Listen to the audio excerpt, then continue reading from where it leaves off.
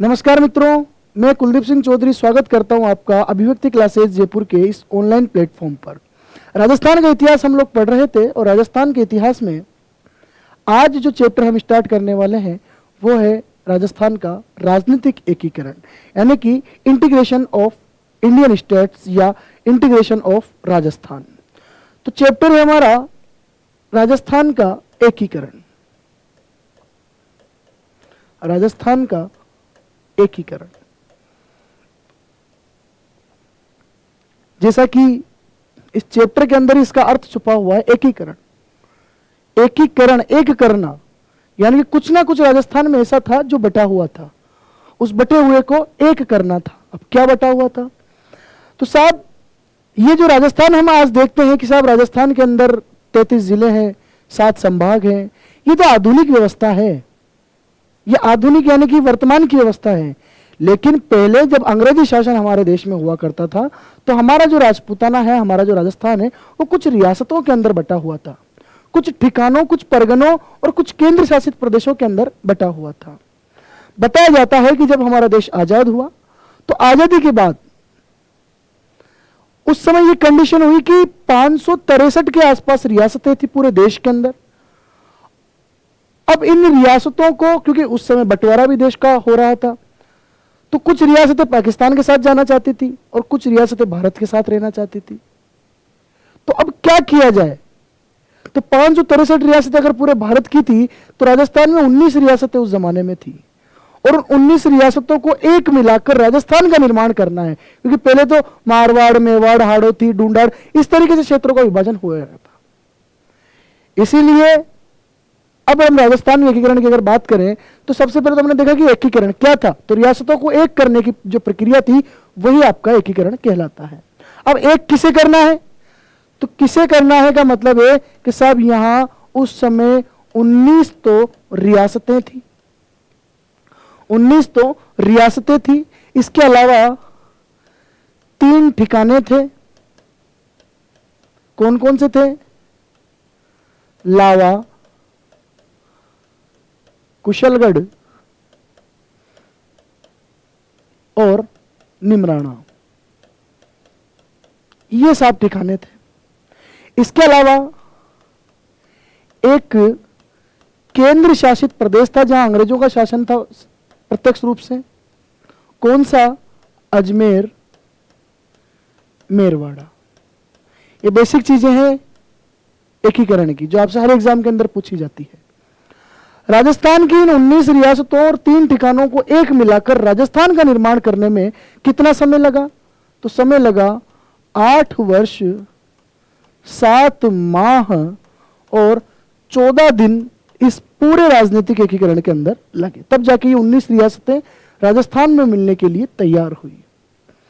अगली हम बात करें तो कितने चरण हुए टोटल? ऐसा तो है ही नहीं कि एक ही दिन के अंदर ये मिल गई होंगी। 19 रियासतें, 3 ठिकाने और सारी शासकों के अंदर राजपूत ही राजपूत, सारे राजा ही राजा। तो उनके अहंकार, उनकी महिमा मंडन को उन्होंने अपने आप को किस प्रकार समझाया होगा, क्या परिस्थितियां उस समय रही होगी, क्योंकि सारे विशेषाधिकार उन लोगों के खत्म होने वाले थे।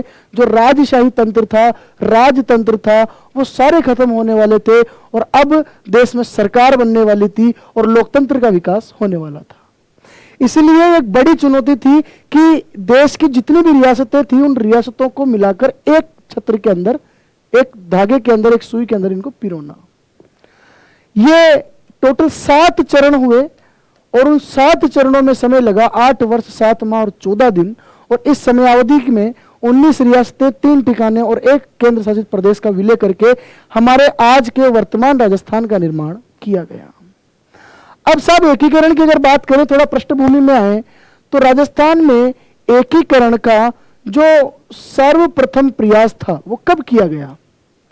सर्वप्रथम प्रयास कब किया गया? तो आंसर होगा साहब ये 1938-1939 के अंदर ही कर लिया गया था। किसके द्वारा? तो साहब गवर्नर जनरल था, उसका नाम था लॉर्ड लिनलिथगो। पहली बार एकीकरण करने का जो प्रयास किया गया वो लॉर्ड लिनलिथगो के द्वारा 1938-39 में किया गया, लेकिन इनका यह प्रयास असफल रहा। बाद में जब देश आजाद हुआ उस समय हमारा गवर्नर जनरल था लॉर्ड माउंटबेटन। माउंटबेटन चाहता था कि भारत की जो समस्याएं कई सालों से चली आ रही है हिंदुओं और मुसलमानों की, इस समस्या का समाधान किया जाए और देश को आजाद किया जाए, भारत को आजाद किया जाए, और आजाद करने के साथ साथ एक बाउंड्री लाइन खींच दी जाए जिसके इधर पाकिस्तान होगा और उसके इधर भारत होगा।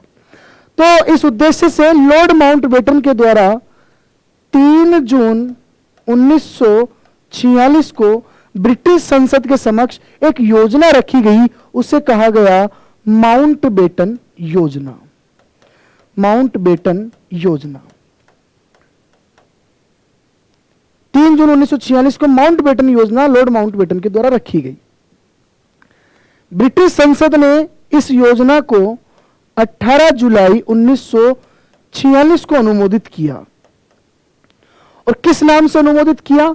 तो आंसर होगा भारत स्वतंत्रता अधिनियम। यानी कि भारत स्वतंत्रता जो अधिनियम था वो माउंटबेटन योजना का ही अनुमोदन था। यानी कि इसके जो प्रावधान थे वो प्रावधान माउंटबेटन ने ब्रिटिश संसद के सामने पहले ही रख दिए थे। और 18 जुलाई 1946 को जो भारत स्वतंत्रता अधिनियम आया उसका नाम हुआ भारत स्वतंत्रता अधिनियम 1947। अब आगे देखते हैं आगे क्या हुआ कि इस अधिनियम की धारा 8 जो थी, इंपोर्टेंट है ये आपके लिए, इस अधिनियम की जो धारा 8 थी, इस धारा 8 के अंदर क्या कहा गया था कि जो देसी रियासतें हैं, देसी रियासतें जो है, उन देसी रियासतों पर से जो अंग्रेजों की हुकूमत है, यानी कि जो ब्रिटिश शासन है, वो समाप्त हुआ। कौन सी धारा के तहत? यानी कि धारा 8 में यह प्रावधान था इस भारत स्वतंत्रता अधिनियम की धारा 8 में कि जो देसी रियासतें हैं, जो देसी रजवाड़े हैं, राजाओं का जहां शासन है, वहां पर से अंग्रेजों का शासन समाप्त हुआ। अब क्या करना है? अब यह करना है कि आपके पास 3 ऑप्शन है, इन देसी रियासतों के पास में 3 ऑप्शन है। या तो आप भारत में मिल जाओ, भारत में नहीं मिलो तो आप पाकिस्तान में मिल जाओ, और पाकिस्तान में भी नहीं मिलो तो आप स्वतंत्र रह सकते हो, आपके लिए अलग से संविधान की व्यवस्था कर दी जाएगी। यह भारत स्वतंत्रता अधिनियम 1947 की रिपोर्ट के अनुसार यह बताया गया। अब एक चीज बताओ, 3 ऑप्शन यहां पे दे दिए। राजा जिनके पास विशेषाधिकार थे, राजा जिनके पास राजशाही थी, राजतंत्र था, जनता के ऊपर उनकी पूरी हुकूमत चलती थी, क्या वो भारत में मिलना चाहेंगे? क्या वो पाकिस्तान में मिलना चाहेंगे? मेरा मानना है वो दोनों में ही नहीं मिलना चाहते थे, क्योंकि वो अपने विशेषाधिकारों को बनाए रखने के लिए वो स्वतंत्र रहना चाहते थे। और ये बात सरदार वल्लभ भाई पटेल, जिनका एक पूरे एकीकरण के अंदर सबसे महत्वपूर्ण योगदान रहा, सरदार वल्लभ भाई पटेल बहुत अच्छे से जानते थे कि राजस्थान का या पूरे भारत का कोई भी राजा न भारत में मिलेगा न पाकिस्तान में मिलेगा, वो अपने आप में स्वतंत्र हो जाएगा। इसीलिए यहां पे अब मध्यस्थता की किसने? सरदार वल्लभ भाई पटेल ने। और सरदार वल्लभ भाई पटेल ने कहा कि अब तुम सब लोग हट जाओ, अब मैं राजस्थान का और पूरे भारत का एकीकरण करूंगा, और 15 अगस्त 1947 से पहले पहले देश की जितनी भी रियासतें हैं उन सभी रियासतों को मैं भारत संघ के अंदर मिलाकर ही दम लूंगा। तो राजस्थान के एकीकरण में भी उनका सबसे महत्वपूर्ण योगदान रहा। सरदार वल्लभ भाई पटेल ने माउंटबेटन से कहा कि भाई तूने जो ऑप्शन दिया है कि भारत में मिल जाओ, पाकिस्तान में मिल जाओ, स्वतंत्र रह जाओ, ये पहले के दोनों ऑप्शन तो वो भिड़ते ही नकार देंगे। वो क्या करेंगे कि हमें सब स्वतंत्र रहना है। इसलिए लॉर्ड माउंटबेटन की इस बात को सरदार वल्लभ भाई पटेल ने पलटते हुए कहा कि सिर्फ और सिर्फ जो है वो जीव राज्य ही स्वतंत्र रह सकते हैं, सिर्फ और सिर्फ जीव राज्य ही स्वतंत्र रह सकते हैं। अब ये जीव राज्य क्या थे? जीव राज्य वो थे साहब जिनकी वार्षिक आय 1 करोड़ रुपए से ऊपर हो और जिनकी जनसंख्या 10 लाख से ज्यादा हो। 1 करोड़ से ऊपर वार्षिक आय हो और जनसंख्या 10 लाख से ज्यादा हो। तो यहां पे एक मापदंड तय कर दिया कि कम से कम अब जो रियासतें जिनकी आय 1 करोड़ से कम है, जिनकी जनसंख्या 10 लाख से कम है, कम से कम वो तो स्वतंत्र रहने की बात नहीं करेगी। यानी कि ऑप्शन को कुछ हद तक समाप्त कर दिया। राजस्थान में जीव राज्य सिर्फ कितने थे? तो राजस्थान में थे 4 जीव राज्य, जिनको यह अधिकार था कि उनके ऊपर किसी प्रकार का दबाव नहीं बनाया जा सकता कि आप भारत में मिलो या आप पाकिस्तान में मिलो। वो स्वतंत्र भी रह सकते थे क्योंकि उनके पास 1 करोड़ की आय थी और 10 लाख से ज्यादा की जनसंख्या थी। कौन कौन सी रियासतें थी? तो एक तो थी जयपुर, एक थी जोधपुर, एक थी उदयपुर और एक थी बीकानेर।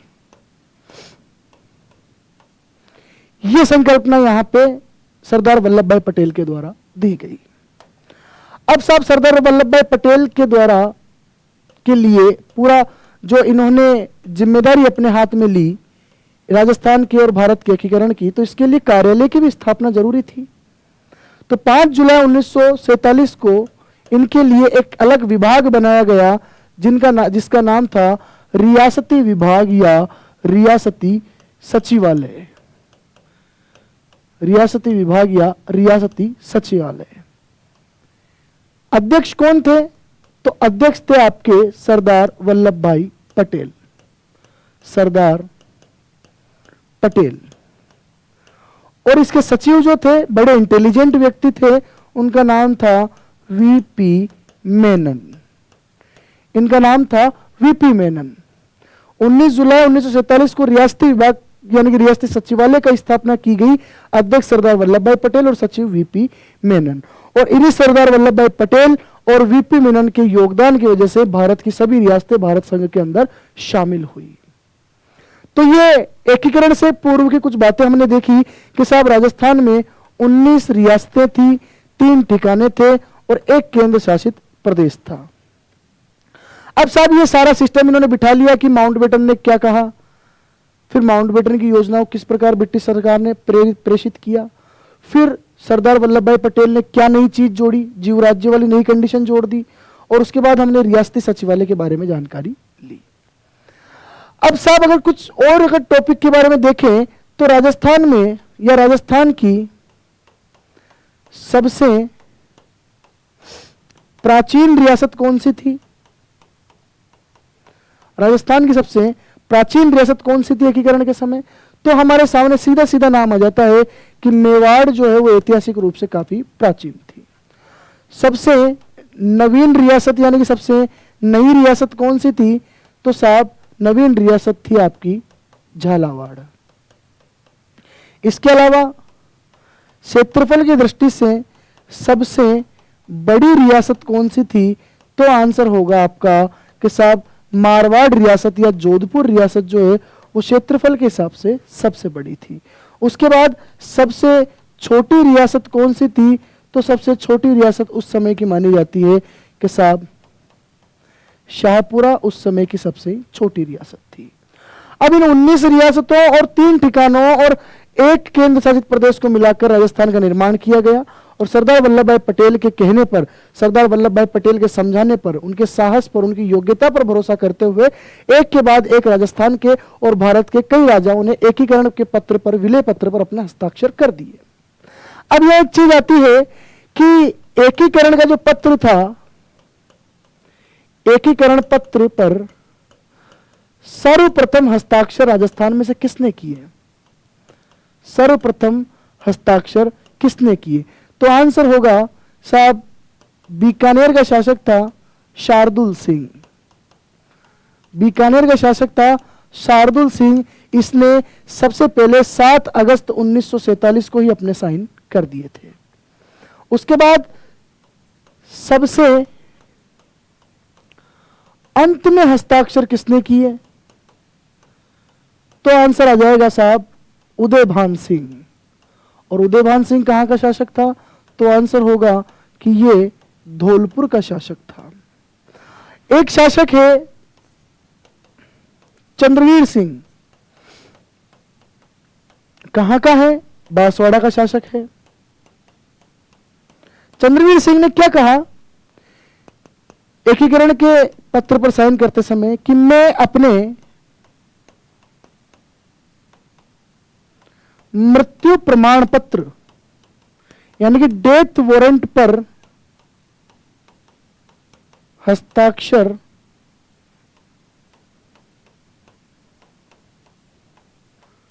कर रहा हूं। मैं अपने डेथ वारंट या मृत्यु प्रमाण पत्र पर हस्ताक्षर कर रहा हूं। क्यों? क्योंकि एकीकरण के पत्र पर हस्ताक्षर करने के बाद जब राजस्थान संघ या भारत संघ का निर्माण होगा तो राजाओं के अधिकार चले जाएंगे, और राजा जब उसके पास अधिकार नहीं रहेंगे, जब राजशाही नहीं रहेगी, तो मरने के बराबर ही है। इसलिए चंद्रवीर सिंह ने कहा कि मैं अपने मृत्यु प्रमाण पत्र पर हस्ताक्षर कर रहा हूं। अगली चीज हम देखें, अगली बात को अगर देखा जाए तो अब हम प्रत्येक, जो हमने 7 चरणों की बात की कि राजस्थान का जो एकीकरण है वो 7 चरणों में पूरा हुआ, तो इन 7 चरणों के बारे में हम थोड़ा सा देखते हैं कि किस किस प्रकार ये चरण घटित हुए या ये परिस्थितियां ऐसी बनी, क्यों बनी, क्या मामला था, इन सारी चीजों के बारे में हम देखते हैं। 7 चरणों में से सबसे पहले हम देखेंगे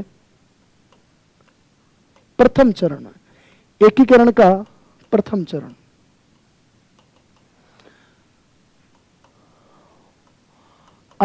मार्च 1948 को एकीकरण का प्रथम चरण हुआ। प्रथम चरण का नाम क्या था? तो इसका नाम था मत्स्य संघ। और मत्स्य संघ में रियासतें कौन कौन सी थी? तो जो राजस्थान की एबीसीडी रियासतें हैं, अलवर, भरतपुर, धौलपुर और करौली,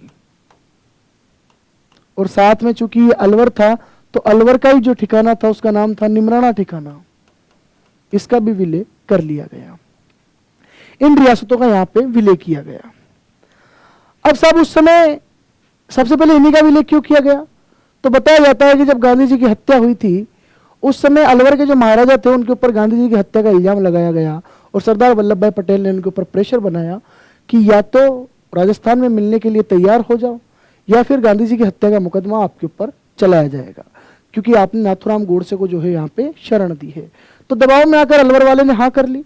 और भरतपुर की भी स्थिति इतनी अच्छी नहीं थी, क्योंकि यहाँ पे भी मेव और गुजर जाति के जो किसान थे उनके द्वारा आंदोलन चलाया जा रहा था, यहाँ पे दंगे भड़के हुए थे, और हिंदू मुस्लिम दंगों के कारण यहाँ का शासन भी जो है वो अपनी सही अवस्था में नहीं था। इसलिए अलवर और भरतपुर को सरेंडर करना पड़ा सरदार वल्लभ भाई पटेल की रणनीति के आगे। लेकिन धौलपुर नहीं मिलना चाहता था, इसलिए बाद में धौलपुर के में जनता की डिमांड को जानने के लिए जनमत संग्रह करवाया गया। हम 5वें चरण के अंदर यहां पे देखेंगे। अब यहां अलवर, भरतपुर, धौलपुर और करौली को आपस में मिला लिया गया, आपस में इनका एक संघ बना लिया गया। संघ कौन सा बना? मत्स्य संघ। यानी कि एक चीज ये देखो कि इसे मान लो ये राजस्थान है, तो राजस्थान का ये वाला जो एरिया है जिसमें अलवर, भरतपुर, करौली और धौलपुर आता है, इस एरिया को मिलाकर सेपरेट कर दिया गया, क्योंकि पहले ये चार डिवाइडेशन थे इनके, तो इन 4 डिवाइडेशन को मिलाकर एक डिवाइडेशन के रूप में एक संघ इनका बना दिया गया। और इनको कहा गया कि आगे देखेंगे कि आपको उत्तर प्रदेश में मिलाना है कि राजस्थान में मिलाना है कि मध्य प्रदेश में मिलाना है, फिलहाल तो तुम चारों एक बन के रहो, एक संगठन के रूप में, तुम एक संघ के रूप में यहां पे रहो। सब बताया जाता है कि इसका उद्घाटन, मत्स्य संघ का उद्घाटन जो हुआ 18 मार्च 1948 को किसके द्वारा किया गया? तो आंसर होता है एनवी गौड़गिल। एनवी गौड़गिल जो उस समय के ऊर्जा मंत्री थे, एनवी गौड़गिल। उसके बाद देखें तो साहब इसका प्रधानमंत्री किसे बनाया गया? तो आंसर होगा शोभाराम कुमावत को इसका प्रधानमंत्री बनाया गया। शोभाराम कुमावत को इसका प्रधानमंत्री बनाया गया। राजधानी किसे बनाया गया मत्स्य संघ की? तो राजधानी किसे बनाया गया? तो आंसर होगा अलवर को राजधानी बनाया गया। इसके बाद राज प्रमुख किसे बनाया गया? तो राज प्रमुख बनाया गया उदयभान सिंह को, जो धौलपुर का शासक था। उदयभान सिंह कहां का था? यह था धौलपुर का। उसके बाद उपराज्य प्रमुख किसे बनाया गया? तो आंसर होगा साहब गणेश पाल वासुदेव को इसका उपराज्य प्रमुख बनाया गया। और गणेश पाल वासुदेव कहां का था? तो ये आंसर होगा आपके सामने कि ये करौली का निवासी था, गणेश पाल वासुदेव। अब आपके सामने एक चीज ये आ रही होगी कि साहब ये सारी चीजें तो हमने देख ली, लेकिन एक चीज ये बताओ कि इसका नाम मत्स्य संघ रखा गया, क्यों रखा गया? तो प्राचीन जब सभ्यता हमने पढ़ी तो मैंने आपको बताया था कि महाजनपद काल में राजस्थान में भी कुछ जनपद थे, जैसे 16 जनपद भारत में थे, उनमें से कुछ जनपद राजस्थान में भी थे। और एक मत्स्य जनपद जिसकी राजधानी विराटनगर थी और बेराट की सभ्यता हमने पढ़ी है, तो मत्स्य क्षेत्र इन्हीं चारों जिलों के अंदर फैला हुआ था, इसीलिए इन चारों जिलों को मिलाकर मत्स्य संघ इनका नाम रखा गया। अब किसने सुझाया कि इसका नाम मत्स्य संघ ही रखा जाए? तो ये सुझाव किसके द्वारा दिया गया? अच्छा क्वेश्चन है। तो आंसर होगा के.एम. मुंशी ने सुझाव दिया कि इस संघ को किस नाम से बनाया जाए? मत्स्य संघ के नाम से बनाया जाए। ये इस तरीके से पहला चरण पूरा हुआ। लेकिन ध्यान रखना, इनको चारों को, जो पहले चारों ही थे 1, 2, 3 और 4, ये चारों जो डिवीजन है, इन चारों डिवीजन को एक करके 4 को एक कर दिया गया है। लेकिन अभी तक इनको यही कहा गया है कि बाद में स्थिति देखेंगे कि आपको राजस्थान में मिलाया जाए या आपको मध्य प्रदेश में या उत्तर प्रदेश में मिलाया जाए, क्योंकि भाषा और संस्कृति तो तुम्हारी मध्य प्रदेश उत्तर प्रदेश के साथ मिलती है और राजस्थान के साथ तुम्हारा इतना जो सांस्कृतिक जो है महत्व इनका आपस में लगाव जुड़ा हुआ नहीं है। इसलिए आपको हम बाद में तय करेंगे कि राजस्थान में मिलाए या मध्य प्रदेश उत्तर प्रदेश में मिलाए। फिलहाल तो तुम एक संघ के रूप में आ जाओ। तो ये अलवर, भरतपुर, धौलपुर और करौली को मिलाकर पहला चरण बना, जिसका नाम था मत्स्य संघ। अगली अगर मैं बात करूं तो अगला जो चरण होगा दूसरा चरण, एकीकरण का दूसरा चरण। दूसरा चरण कब हुआ? तो एक चीज बताओ, 18 मार्च को पहला चरण हुआ 1948 को। अब अगर दिन अगर जोड़ें तो देखो, जो सीधी सी बात है कि सबसे पहले दिन होता है, दिन के बाद सबसे बड़ी संख्या क्या है दिनों की? तो सप्ताह है, 7 दिन। सप्ताह के बाद क्या है? तो साहब एक महीना है। तो देखो पहला चरण जो था वो 18 मार्च को गठित हुआ, इसमें एक सप्ताह जोड़ दो यानी कि प्लस 7 दिन कर दो, तो आंसर क्या आ जाएगा? 25 मार्च आ जाएगा 1948। साल चेंज नहीं होगा क्योंकि 7 ही दिन जोड़ रहे हैं, 7 दिन में साल चेंज नहीं होता। ये दूसरा चरण हो गया। तीसरे चरण की क्या हुआ कि सप्ताह बढ़ा, सप्ताह की बजाय अब एक काम करो, इस 18 मार्च में एक महीना बढ़ा दो, क्योंकि सप्ताह से बड़ी क्या है, कौन सी? महीना। तो 18 मार्च में एक महीना मिलाओ, 30 दिन बढ़ा दो, तो क्या हो जाएगा? 18 अप्रैल। और साल भी वही रहेगा क्योंकि एक महीने में भी साल चेंज नहीं होता। तो ये 3 चरणों की तिथि तो आप ऐसे याद कर सकते हो कि 18 मार्च में 7 दिन मिलाओगे तो 25 मार्च यानी कि दूसरा चरण आ जाएगा, और 18 मार्च में अगर आप एक महीना मिलाओगे तो आंसर आ जाएगा आपका तीसरे चरण की तिथि। 25 मार्च 1948 दूसरा चरण हुआ है। साहब इसका नाम क्या रखा गया? तो ये चीज हम देखते हैं, इसका नाम रखा गया पूर्वी राजस्थान संघ। इसके अंदर कौन कौन सी रियासतें मिली? तो साहब आंसर होगा कि इसके अंदर कुल 9 रियासतें मिली। 9 रियासतें कौन कौन सी? तो एक थी कोटा, एक थी बूंदी और एक थी झालावाड़। इसके अलावा टोंक, शाहपुरा, किशनगढ़, इसके अलावा डूंगरपुर, बांसवाड़ा और प्रतापगढ़। और साथ में जो 2 ठिकाने थे बाकी बचे हुए, टोंक के साथ कौन सा ठिकाना मिलेगा? तो लावा ठिकाना मिलेगा क्योंकि लावा टोंक में था। और कुशलगढ़ ठिकाना किसके साथ मिलेगा? तो बांसवाड़ा के साथ मिलेगा क्योंकि कुशलगढ़ कहां था? बांसवाड़ा में था। तो ये विलय इन 9 रियासतों का एक साथ इनको एक संघ के रूप में बनाया गया और किस नाम से जाना गया? पूर्वी राजस्थान संघ के नाम से जाना गया। देखते हैं किसका उद्घाटन किसने किया। तो उद्घाटन करने वाले का नाम वही था जो पहले में था, एनवी गौडगिल। यह उद्घाटन यहां पे इसके द्वारा किया गया। प्रधानमंत्री किसे बनाया गया? तो आंसर होगा साहब गोकुल लाल असावा को यहां प्रधानमंत्री बनाया गया, गोकुल लाल असावा। इसके बाद देखें साहब राजधानी किसे बनाया गया? तो राजधानी बनी आपकी कोटा। राज प्रमुख किसे बनाया गया? तो इसका राज प्रमुख बनाया गया कोटा के शासक भीम सिंह को। भीम सिंह कहां के शासक थे? कोटा के। अब साहब जो उपराज प्रमुख बने, उपराज प्रमुख बने, ये दो लोगों को बनाया गया। एक तो वरिष्ठ उपराज प्रमुख और एक यानी कि जूनियर और सीनियर उपराज प्रमुख के रूप में इनको बनाया गया। वरिष्ठ उपराज प्रमुख कौन बना? तो आंसर होगा कि बूंदी का बहादुर सिंह वरिष्ठ उपराज प्रमुख बना। लेकिन अगर कनिष्ठ उपराज प्रमुख की बात की जाए तो साहब डूंगरपुर का लक्ष्मण सिंह यहां पे उपराज प्रमुख के पद पर आ जाता है। अब साहब एक समस्या हो गई। समस्या क्या हो गई? एक चीज को देखना आप कि मानते हैं कि ये राजस्थान वाला एरिया है। अब कोटा, बूंदी और झालावाड़, तो ये क्षेत्र तो आ गया कोटा, बूंदी, झालावाड़ का। ये वाला क्षेत्र कोटा, बूंदी और झालावाड़ का। दूसरी चीज टोंक, शाहपुरा और किशनगढ़, तो ये इस एरिया में टोंक, शाहपुरा और किशनगढ़ वाला एरिया यहां पे आ गया। तीसरा है कि डूंगरपुर, बांसवाड़ा और प्रतापगढ़, तो डूंगरपुर, बांसवाड़ा और प्रतापगढ़ वाला एरिया ये आ गया। ये इसको थोड़ा सा अगर हम इस तरीके से लेते हैं,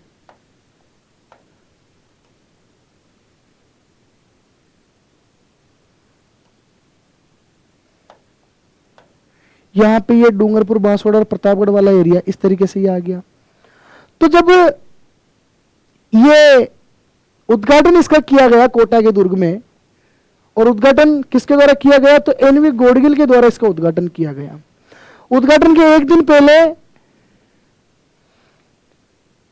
या कुछ समय पहले, अगर मैं एक दिन वाली बात बाद में करेंगे, कुछ समय पहले क्या हुआ कि जब इन 9 रियासतों के शासकों ने राजस्थान में मिलने की बात कही तो सरदार वल्लभ भाई पटेल ने कहा कि जब तुम भी मिल रहे हो, तुम भी मिल रहे हो और तुम भी मिल रहे हो, तो तुम्हारे बीच में जो मेवाड़ रियासत है, इस मेवाड़ रियासत को भी मिला लो ना, ताकि बाद में कोई और नया प्रयास नहीं करना पड़े। क्योंकि तुम मेवाड़ के चारों तरफ हो और तुम्हारे बीच में मेवाड़ है, तो तीनों को एक कैसे करूं? बूंदी वाला शासक गया किसके पास? महाराणा भूपाल सिंह मेवाड़ के पास, और कहता है कि साहब भूपाल सिंह जी, आप राजस्थान के अंदर मिलो। लेकिन भूपाल सिंह ने कहा कि नहीं मिलूंगा, क्योंकि मैं जीव राज्य हूं, मेरी जनसंख्या 10 लाख से ज्यादा है और वार्षिक आय 1 करोड़ से कम है, इसलिए मैं स्वतंत्र हूं और मुझे कोई परेशान नहीं कर सकता, प्रतिबंधित नहीं कर सकता। यह भी ठीक बात थी। इसीलिए काफी कोशिशें, काफी प्रयास यहां पे किए गए, लेकिन उदयपुर का शासक महाराणा भूपाल सिंह नहीं माना। तो फिर क्या करते? चलो कोई बात नहीं है, इन 9 रियासतों को तो एक करो। इन 9 रियासतों को मिला के पूर्वी राजस्थान संघ का निर्माण कर दिया गया। लेकिन 1 महीने बाद ही परिस्थितियां ऐसी घूमती है, ऐसी परिस्थितियां घूमती है कि जो मेवाड़ के महाराणा भूपाल सिंह थे, उनके और जो मेवाड़ प्रजामंडल के सदस्य थे, इनके बीच में आपसी मनमुटाव और बहुत तगड़ी लड़ाई, यहाँ पे वैचारिक मतभेद यहाँ पे हो जाता है।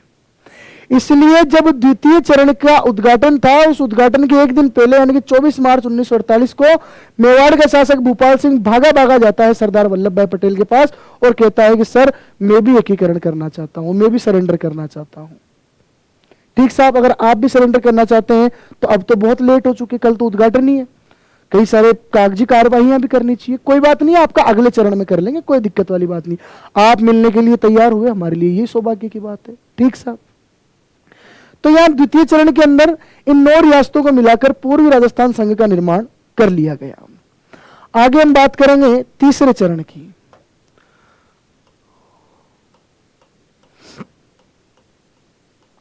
तीसरा चरण,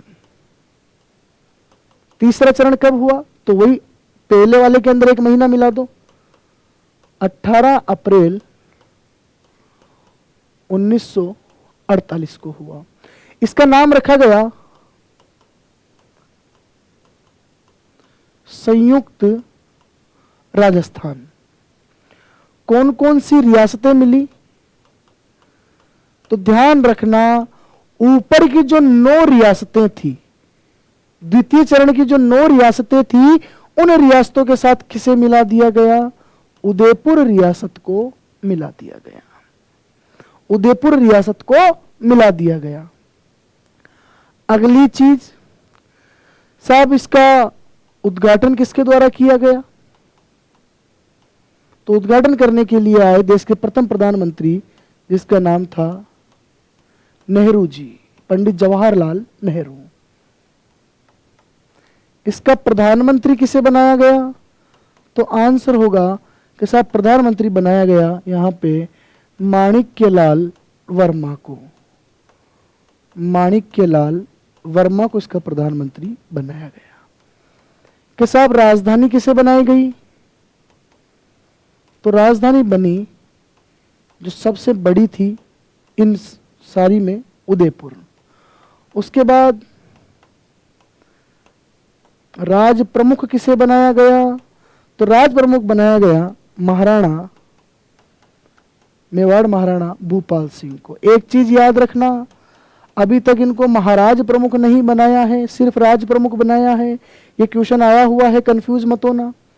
उसके बाद उपराज प्रमुख किसे बनाया?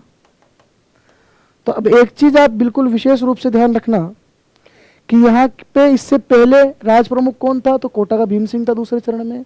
उस कोटा के भीम सिंह को तो यहाँ पे वरिष्ठ उपराज प्रमुख बना दिया गया, और फिर कनिष्ठ के अंदर और जोड़ दिए गए। तो वरिष्ठ उपराज प्रमुख किसे बनाया गया? तो कोटा के भीम सिंह को यहाँ पे बना दिया गया। ठीक साहब। और लक्ष्मण सिंह और बाकी जो थे बूंदी के और डूंगरपुर के, उन लोगों को यहाँ पे जोड़ दिया गया। तो वरिष्ठ उपराज प्रमुख भीम सिंह को बनाया गया, और कनिष्ठ उपराज प्रमुख के अंदर डूंगरपुर का लक्ष्मण सिंह और बूंदी का बहादुर सिंह यहाँ पे नाम आ जाता है।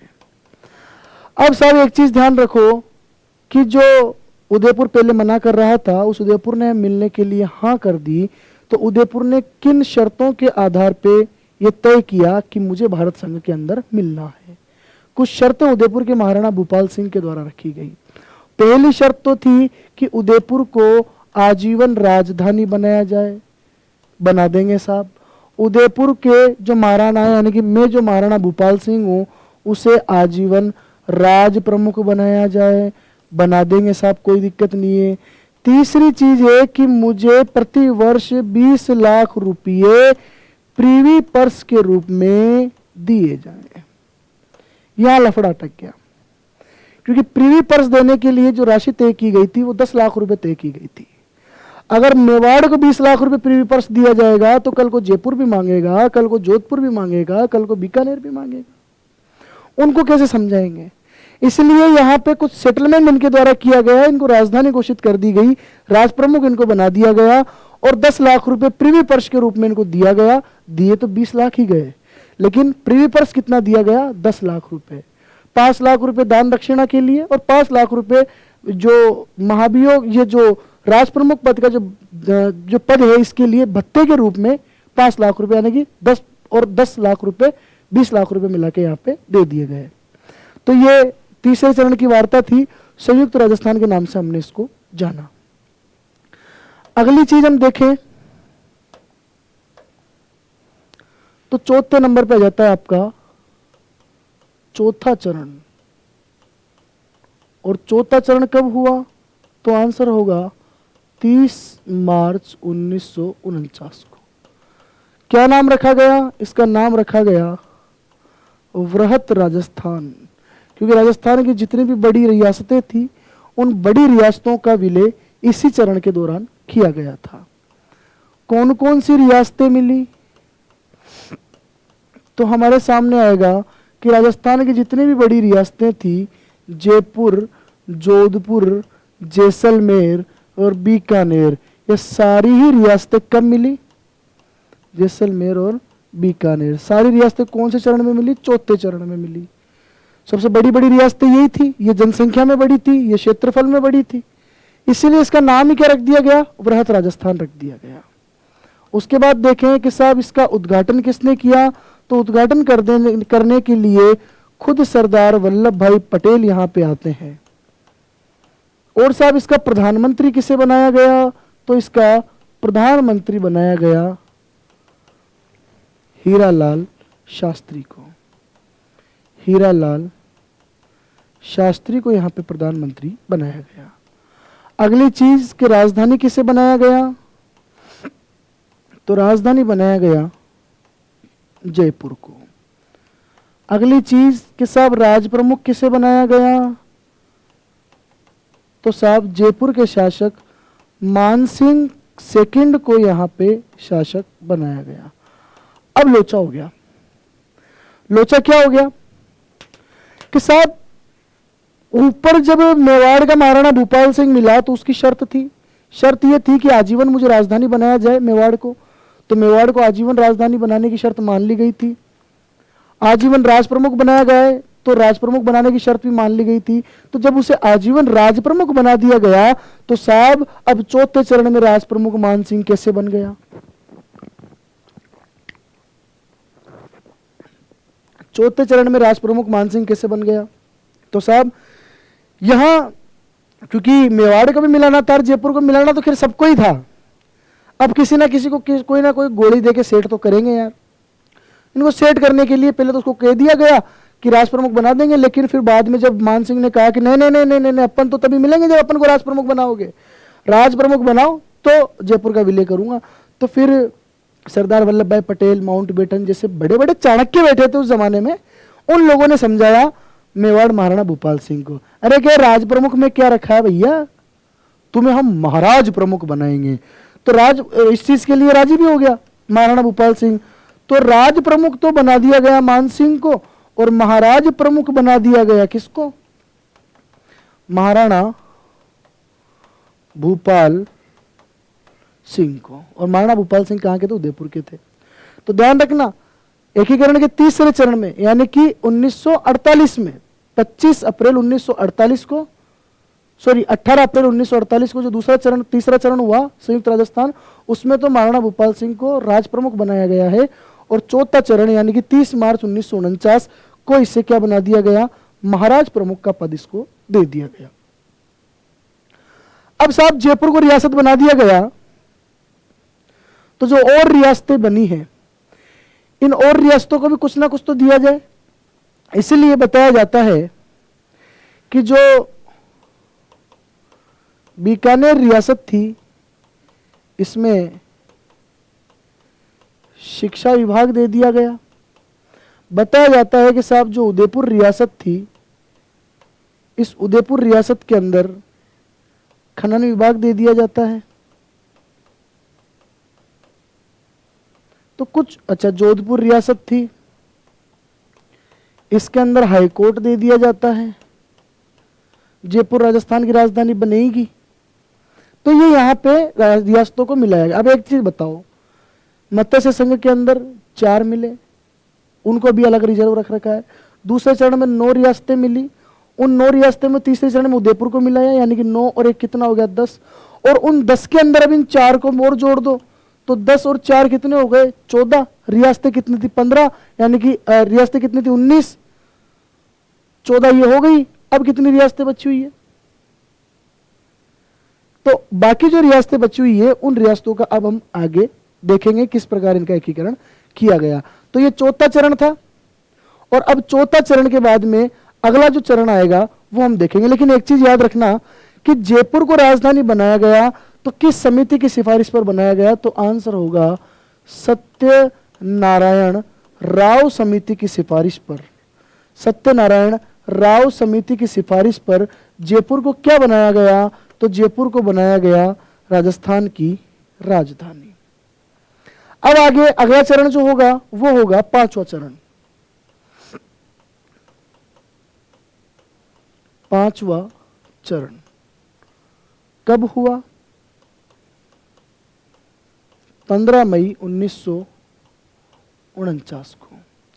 क्या नाम रखा गया? इसका नाम रखा गया संयुक्त वृहत राजस्थान।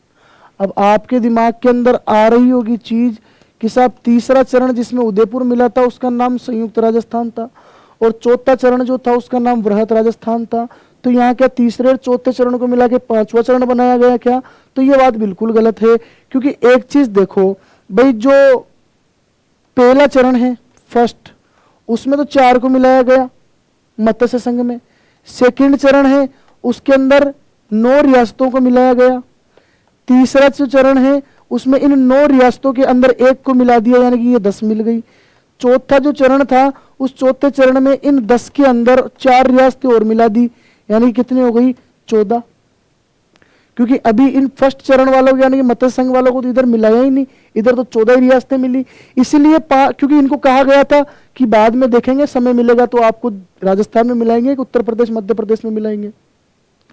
इसीलिए क्या किया गया कि जो चौथा चरण था यानी कि वृहत राजस्थान जिसे हम कह सकते हैं, वृहत राजस्थान, इस वृहत राजस्थान में अब मिला दिया गया किसे? मत्स्य संघ को। तो वृहत राजस्थान और मत्स्य संघ को यहां पर मिलाकर 5वां चरण तैयार किया गया, यानी कि संयुक्त वृहत राजस्थान का निर्माण किया गया। अब साहब कई बार क्वेश्चन आता है कि वृहत राजस्थान और मत्स्य संघ को किस समिति की सिफारिशों पर मिलाया गया था? तो आंसर होगा आपके सामने कि शंकर देवराय समिति की सिफारिशों पर इसे मिलाया गया था। अब साहब ये जो शंकर देवराय समिति थी इसमें कितने सदस्य थे? तो आंसर होगा आपके सामने 3 सदस्य थे। ये सेकंड ग्रेड के अंदर पूछा गया है। 3 सदस्य कौन कौन से थे? तो जिसके नाम पर यह समिति है शंकर देवराय, तो एक आदमी तो शंकर देवराय खुद ही हो गया, बचे 2 आदमी। तो एक आदमी का नाम है R.K. सिद्धावा, ये क्वेश्चन आ सकता है, R.K. सिद्धावा, और दूसरे का नाम है प्रभु दयाल। ठीक है, ये शंकर देवराय समिति हुई। अगली चीज देखें तो साहब उद्घाटन अब कुछ भी नहीं हो रहा, अब प्रधानमंत्री भी नहीं बनाए जा रहे, क्योंकि अब तो जो प्रधानमंत्री था हीरालाल शास्त्री को बनाया गया, वो आखिरी में मुख्यमंत्री पद तक ये रहेगा जब तक मोहनलाल सुखाड़िया रहेगा। तो आगे हम देखें तो 5वें चरण के अंदर जो सबसे मेन बात थी वो मेन बात यही थी कि संयुक्त वृहत राजस्थान और मत्स्य संघ, संयुक्त वृहत राजस्थान का निर्माण कैसे हुआ? तो साहब वृहत राजस्थान यानी कि चौथे चरण और पहले चरण मत्स्य संघ को मिलाकर 5वें चरण का निर्माण किया गया शंकर देवराय समिति की सिफारिश पर। 3 सदस्यीय शंकर देवराय समिति थी। वही राज प्रमुख रहे पहले वाली, जयपुर इनकी राजधानी रही, और वही महाराज प्रमुख भूपाल सिंह रहे, और वही प्रधानमंत्री इनके हीरालाल शास्त्री रहे। अगली चीज देखें तो अब एक चीज देखो आप, मैंने कहा था कि वृहत संयुक्त वृहत राजस्थान तक 14 मिल चुके थे चौथे चरण तक। 5वां चरण चल रहा था, 14 में 4 और मिला दो, कितने हो गए? 18। रियासतें कितनी है? 19। तो अब तो एक ही रियासत बच गई, और एक रियासत का नाम क्या है? वो है आपकी सिरोही रियासत। तो अब कौन सा चरण होगा? 6ठा चरण। 26 जनवरी 1950, 26 जनवरी 1950 जब देश का संविधान लागू हुआ, नाम रखा गया राजस्थान।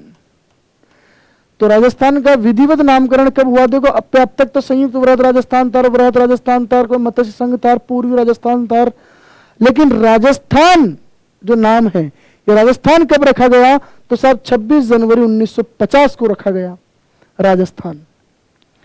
अब इसके अंदर क्या किया गया कि जो 18 रियासतें पहले मिल चुकी है, इन 18 रियासतों में एक रियासत को और डाल दिया गया, और वो रियासत कौन सी थी? सिरोही रियासत थी। यानी कि राजस्थान की टोटल कितनी रियासतें मिल चुकी? तो 19 की 19 रियासतें हमने यहाँ पे मिलती हुई देख ली। लेकिन सरदार वल्लभ भाई पटेल ने अपने जीवन में सब कुछ अच्छा काम किया, बहुत बढ़िया काम किया, लेकिन उन्होंने यहाँ पे अपनी एक गलती कर दी। गलती उनके जीवन में ये हुई कि सिरोही का जो मामला था, इस मामले में सरदार वल्लभ भाई पटेल का जी ललचा गया। जी कैसे ललचा गया कि साहब सिरोही में राजस्थान का एकमात्र हिल स्टेशन है और वो है माउंट आबू। तो सरदार वल्लभ भाई पटेल चाहते थे कि माउंट आबू तो मिल जाए गुजरात के अंदर और सिरोही जो है वो मिल जाए किसके अंदर, राजस्थान के अंदर। इसलिए पहले तो सरदार वल्लभ भाई पटेल ने पूरी की पूरी सिरोही देने से ही मना कर दिया और कहा कि साहब हो गए तुम्हारे 5 चरण पूरे, अब तुम जाओ राजस्थान संघ का निर्माण करो। लेकिन चूंकि सिरोही के जो नेता थे गोकुल भाई भट्ट वगैरह, उन्होंने आंदोलन किया, लोग सड़कों पे आ गए कि साहब सिरोही तो हम लेके रहेंगे, हम तो राजस्थान में मिलना चाहते हैं। सरदार वल्लभ भाई पटेल ने कहा कि तुम्हें सिरोही चाहिए, कोई बात नहीं, सिरोही मिल जाएगा।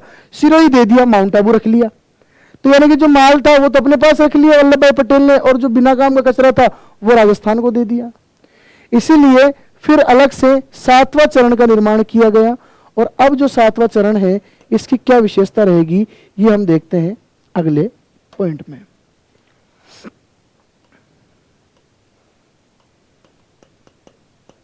सातवां चरण कब हुआ? 1 नवंबर 1956 को हुआ। नाम क्या है? नाम वही है, राजस्थान। अब तो आधुनिक राजस्थान हो जाएगा क्योंकि इसके बाद आधुनिकता स्टार्ट हो जाएगी। अब विलय किस किस का किया गया? तो देखो एक चीज यहां देखना, सिरोही का जो छूटा हुआ क्षेत्र था आबू देलवाड़ा, ये लिया गया। एक जो केंद्र शासित प्रदेश था अजमेर मेरवाड़ा, आबू देलवाड़ा और अजमेर मेरवाड़ा, ये वाला क्षेत्र राजस्थान के अंदर लिया गया। अगली चीज सुनेल टप्पा,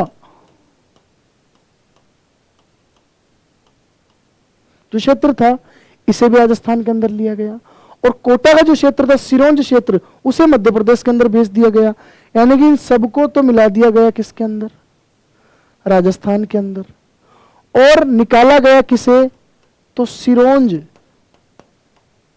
जो कोटा का क्षेत्र था, इसे राजस्थान से बाहर निकाले कहां दे दिया गया? इसे मध्य प्रदेश को दे दिया गया। तो इस तरीके से आबू देलवाड़ा भी मिल गया और सिरोही भी मिल गया और बाकी की 18 रियासतें भी मिल गई। और राजस्थान का एकीकरण कब कंप्लीट हुआ? तो 7वें चरण में 1 नवंबर 1956 को यह कंप्लीट हुआ।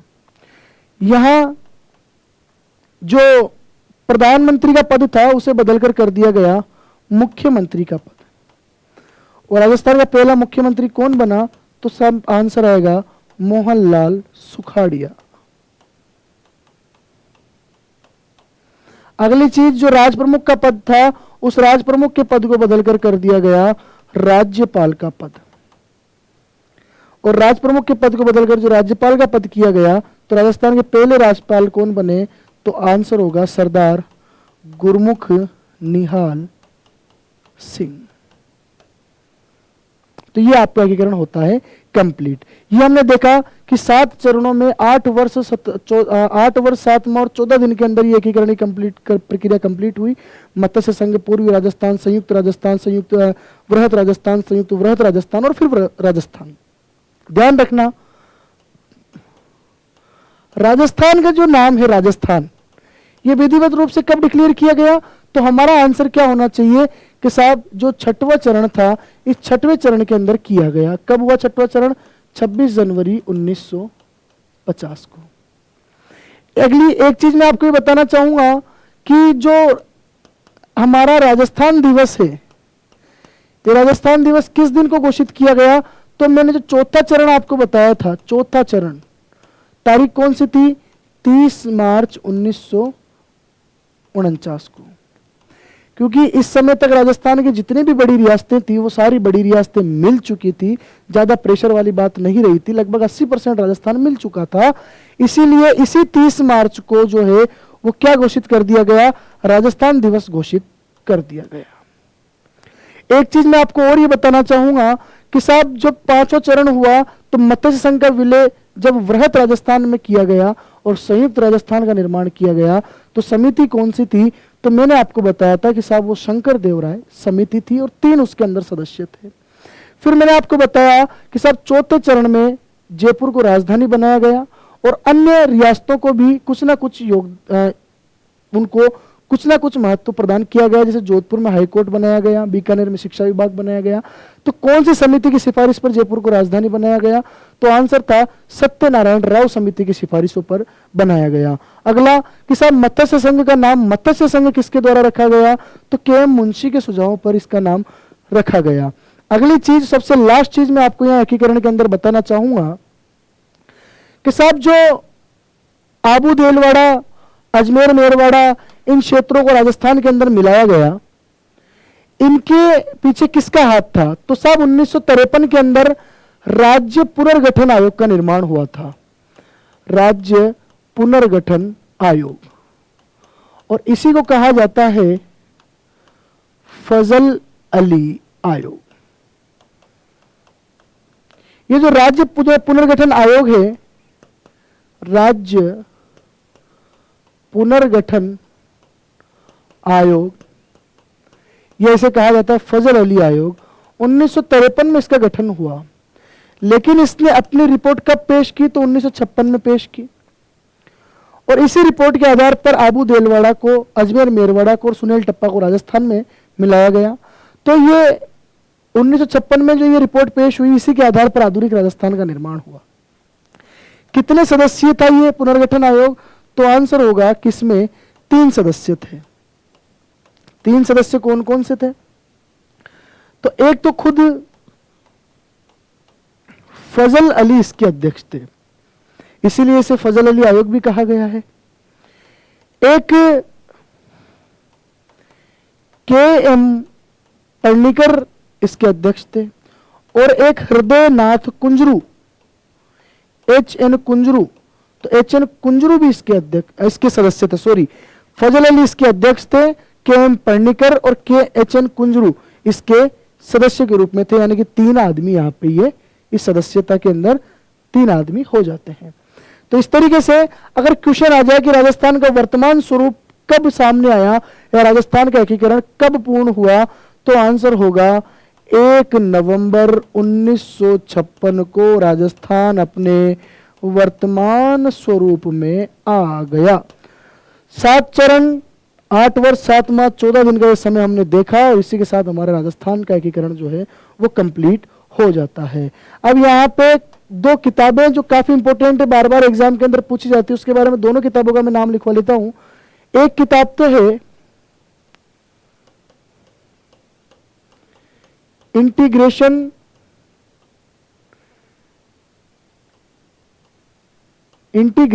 ऑफ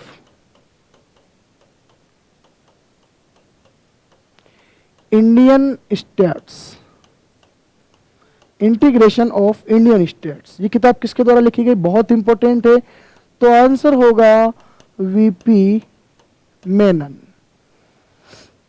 दूसरी किताब थी freedom at midnight, freedom at midnight. तो ये किताब किसके द्वारा लिखी गई? तो ये एक तो था डोमिनिक और एक का नाम था Collins Lapierre. Dominique and Lapierre के द्वारा फ्रीडम एट मिडनाइट नामक किताब की रचना की गई, जिसमें किस प्रकार राजस्थान का एकीकरण हुआ और किस प्रकार सरदार वल्लभ भाई पटेल, जिनका इस पूरे राजनीतिक एकीकरण में सबसे महत्वपूर्ण योगदान था, किस प्रकार 500 से भी ज्यादा रियासतों को, उनके नवाबों को सरदार वल्लभ भाई पटेल के द्वारा बड़े प्यार के साथ, बड़ी संजीदगी के साथ एक दूसरे से जोड़ते हुए, आपसी भाईचारा कायम करते हुए यहाँ पर एक राजस्थान का, संयुक्त सशक्त राजस्थान का निर्माण किया गया। जानकारी के लिए मैं आपको ये बता दूं कि साहब राजस्थान की जो जोधपुर रियासत थी, ये जोधपुर रियासत पहले एकीकरण से पहले भारत में, सॉरी राजस्थान में नहीं मिलना चाहती थी। ये मिलना चाहती थी किसमें? पाकिस्तान में, क्योंकि भोपाल जो था, उस भोपाल का नवाब चाहता था कि मैं पाकिस्तान में मिलूं। भोपाल के नवाब ने धौलपुर के शासक उदयभान सिंह को समझाया कि तुम समझाओ जोधपुर वाले को, और फिर जोधपुर वाले को समझाया सरदार वल्लभ भाई पटेल ने कि तेरी इतनी बस की नहीं है कि हमारे होते हुए तो पाकिस्तान के अंदर चला जाएगा। तो साहब राजस्थान की ऐसी रियासत जो एकीकरण के समय पाकिस्तान में मिलना चाहती थी, तो एक तो थी आपकी जोधपुर रियासत, हनुवंत सिंह वहाँ के महाराजा थे और एक थी आपकी धौलपुर रियासत, उदयभान सिंह वहाँ के राजा थे। धन्यवाद। ये हमारे राजस्थान का इतिहास का जो पूर्ण सिलेबस था ये हुआ कंप्लीट। धन्यवाद। जय हिंद, जय भारत।